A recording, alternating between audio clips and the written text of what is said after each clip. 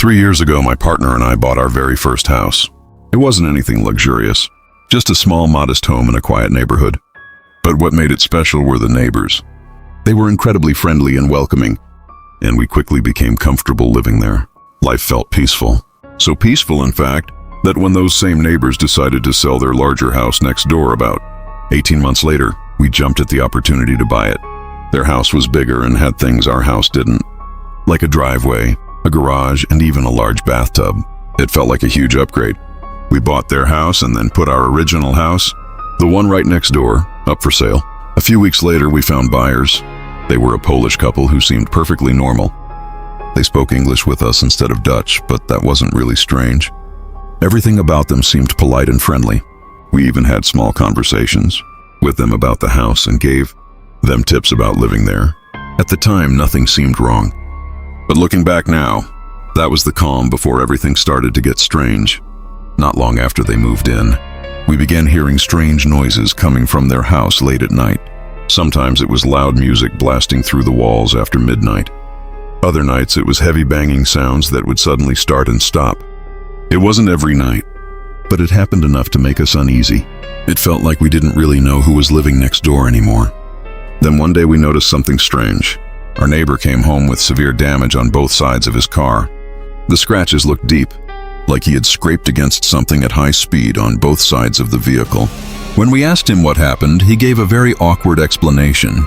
He said one side was from hitting a concrete pole, and the other side from a trailer that turned too wide. The explanation didn't really make sense, but we decided to believe him anyway. Then one evening around 6 p.m., everything got even stranger.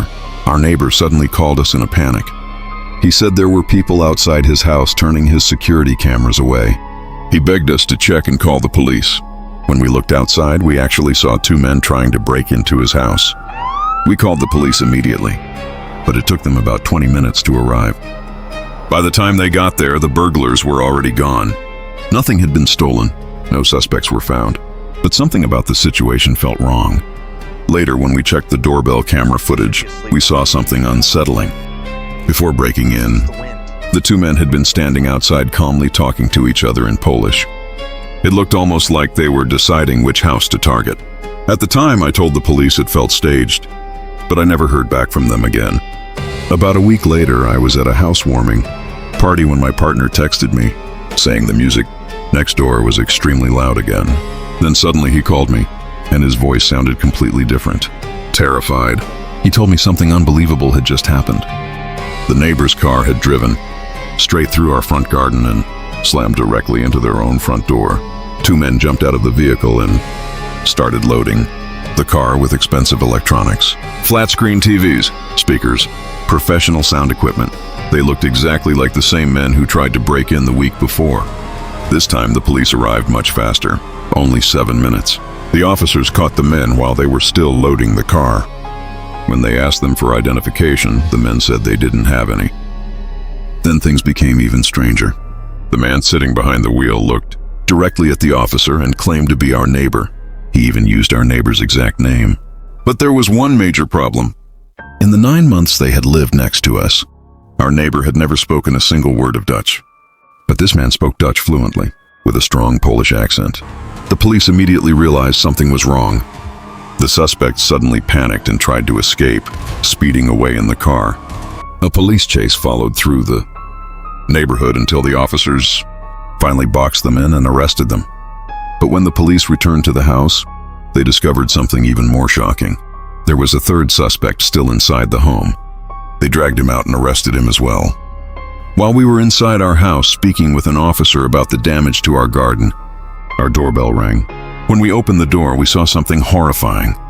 Our real neighbor was standing there, but he looked completely unrecognizable. His face was swollen and covered in blood. One of his eyes was almost completely shut. His arm hung at a strange angle, and his body was covered in deep wounds. He looked terrified and completely broken. The police officer tried questioning him, but he refused to cooperate. Without a report from him, the officer couldn't do much. Later that night, the neighbor rang our doorbell again. This time he was shaking. He admitted that he had cheated on his wife, and he believed she had hired people to kill him. He begged us to let him stay in our house for the night. We refused. Instead, my partner offered to drive him to the hospital. We dropped him off there around 10:30 that night, but around 1 a.m. something strange happened. Our dog suddenly started growling at the front door. We checked the doorbell camera, and there he was again, standing on our porch, ringing the bell repeatedly. Then suddenly a car turned onto the street. The neighbor panicked. He quickly ran off the porch and hid behind our cars in the driveway. Watching from the shadows, the car stopped, and his wife stepped out. She walked toward their house, then suddenly noticed him hiding in our driveway. She began crying loudly under the streetlight. Her sobbing echoed through the entire street. Eventually, the two of them got into the car and drove away together. We didn't see either of them for 3 days. When the wife eventually returned alone, she told us something chilling. She didn't think she would ever see her husband again.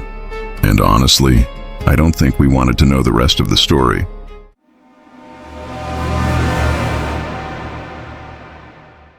This story happened when I was 15 years old. My family had just moved into a split-level house in the suburbs of Montreal. My bedroom sat in a strange position in the house. It wasn't on the main floor, and it wasn't in the basement either. It was right in between, one wall connected to the garage, and the other side had a large window that looked into our backyard. The blinds were broken. Several panels were missing, meaning even when they were closed, there were small gaps where you could still see outside.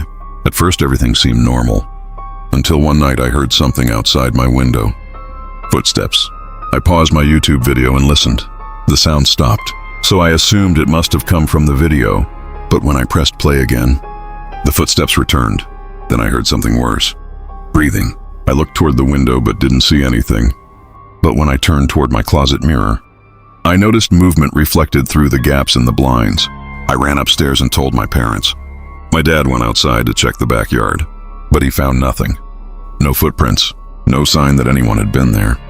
For months this kept happening, once or twice every month, always late at night. Sometimes I would hear footsteps, sometimes breathing. Sometimes I would even see what looked like a silhouette in the reflection of my mirror. But every time we checked, no one was there. Then one night everything changed. During a massive windstorm, my dad went outside to check the backyard, and that's when he saw him. A man standing completely still outside my window, staring directly inside my room. When my dad yelled at him, the man immediately ran. He jumped over the back fence like it was nothing and disappeared into the neighboring yards. The police were called, but they never found him. And the scariest part is that I realized something afterward. All those nights I thought I was imagining things. Someone had actually been there, watching me for years.